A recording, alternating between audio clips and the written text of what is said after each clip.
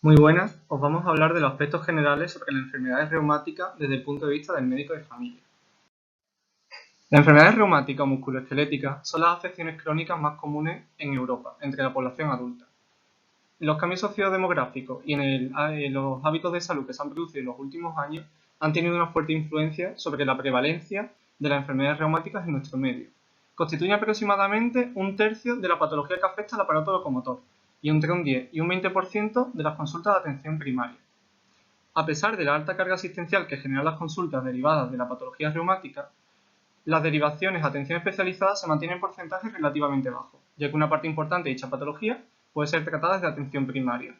Dada la alta prevalencia de dichas enfermedades, es fundamental un diagnóstico y un tratamiento precoz, dado que se trata de un tipo de patología que tiende a cronificarse, ser una causa frecuente de incapacidad temporal y la primera causa de incapacidad laboral permanente, generando de esta forma un consumo importante de recursos sociosanitarios. Aunque una parte importante de las enfermedades reumáticas pueden ser tratadas desde atención primaria, un porcentaje no despreciable de ellas son subsidiarias de derivación a atención especializada. Sorprendentemente, el grueso de la patología osteomuscular es derivado del servicio de cirugía ortopédica y traumatología. Un volumen importante, aunque en menor proporción que el anterior, es derivado de los servicios de medicina física y rehabilitación. Y finalmente, un porcentaje mucho menor de la patología osteomuscular es derivado del servicio de reumatología. Hasta el momento debemos quedarnos claros con la siguiente idea, y es que la patología osteomuscular requiere de un volumen importante de recursos sociosanitarios, abarcando distintos niveles asistenciales y diferentes especialidades médicas. Los objetivos que deben quedarnos claros son los siguientes. En primer lugar, disminuir el tiempo transcurrido desde que el paciente tiene síntomas compatibles con patologías reumáticas hasta que es valorado en atención especializada. Mejorar la comunicación entre atención primaria y reumatología. Diferenciar qué patologías deben ser vistas por un reumatólogo y las que deben ser seguidas por otros especialistas. Profundizar en la importancia del diagnóstico precoz y recordar los principales signos y síntomas de las patologías reumáticas más prevalentes en nuestro medio. Disminuir la incapacidad producida por la enfermedad reumática.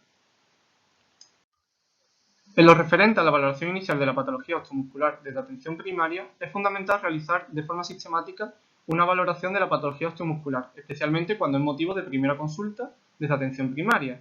Se recomienda comenzar por una anamnesis detallada sobre la patología por la que consulta el paciente, seguida de una exploración física rigurosa y lo más completa posible.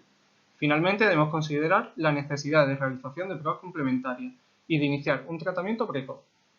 En lo referente a la anamnesis, es importante comenzar la historia clínica con los antecedentes personales y familiares del paciente, siempre orientándola hacia una patología reumatológica o del aparato musculoesquelético, y hacer un resumen actualizado del tratamiento activo que realiza el paciente. Destacar que el principal motivo de consulta es el dolor, que suele definirse como un dolor profundo de carácter sordo, difuso y que puede acompañarse de dolor referido. Respecto a las características del dolor, debemos hacer hincapié en la duración del mismo, el curso, su intensidad, si responde o no a tratamiento y el grado de incapacidad que genera, entre otras cosas. Más adelante profundizaremos en las características del mismo.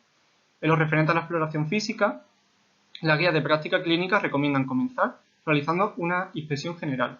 Debemos observar la cara del paciente, la marcha, los movimientos que realiza o incluso la ausencia de ellos, las posturas que adopta, siendo muy importante la presencia de posturas antiálgicas.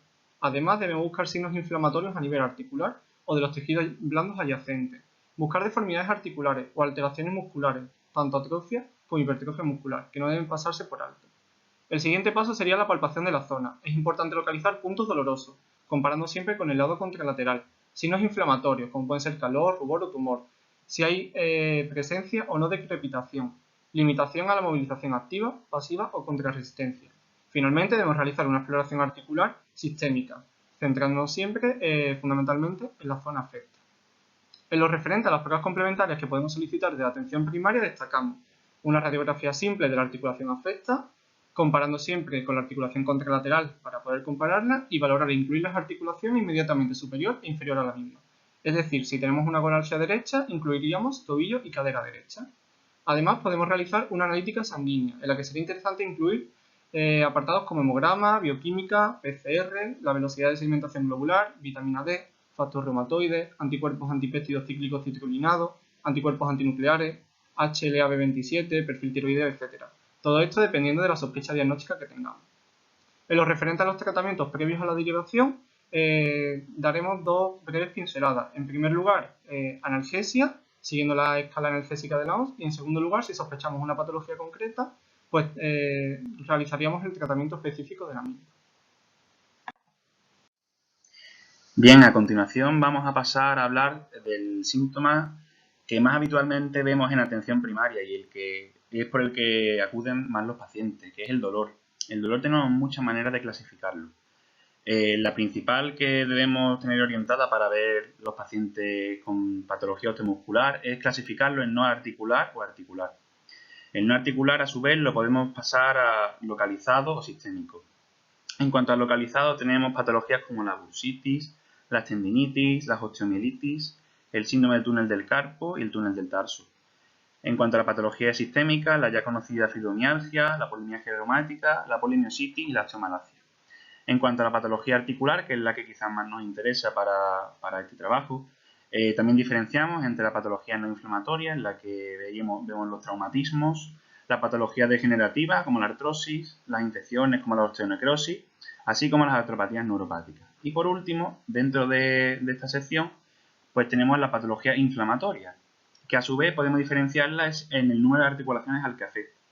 Si solo afecta a una articulación, tendríamos en este caso a la gota y a la artritis séptica, y si afecta a más de una articulación o a muchas, hablaríamos de tanto la artritis reumatoide, la artritis psoriásica y la espondilitis anquilosante, que luego profundizaremos.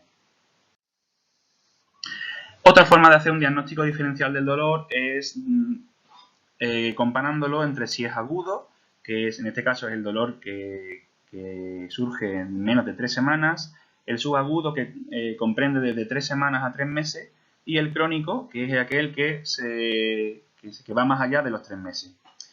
Por otro lado, también tenemos si el dolor afecta a la articulación o es periarticular, en este caso a los tejidos blandos, y la clasificación que más nos importa a nosotros, que es el dolor diferencial entre mecánico, inflamatorio y psicógeno. Aquí vamos a profundizar un poco más, que es lo que nos interesa. El dolor mecánico es el típico de la patología degenerativa, que es el que empeora con el ejercicio, mejora con el reposo y provoca una rigidez de pocos minutos de duración. Por otro lado, el dolor inflamatorio, que es el que veremos en la patología reumatológica, es aquel que aumenta en reposo, provoca rigidez de más de 30 minutos de duración e incluso de varias horas, y que sobre todo, y lo más importante, que se presenta por la mañana una vez que el paciente se levanta. Y a su vez también tenemos el dolor psicógeno, que tiene una gran variabilidad, puede presentarse en reposo, en ejercicio y puede variar con las emociones y provoca por su lado una rigidez variable escasa.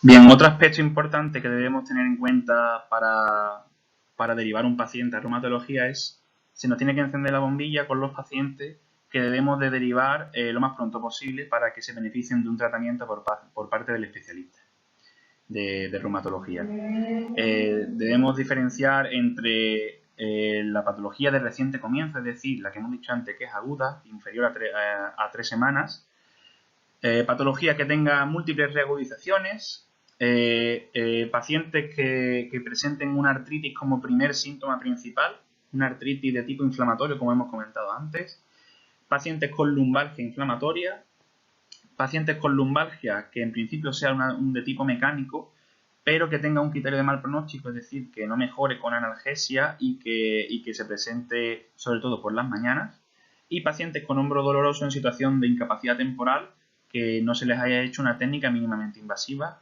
así como los pacientes con fracturas osteoporóticas que hayan ocurrido en los últimos 18 meses o que tengan antecedentes familiares de fractura patológica.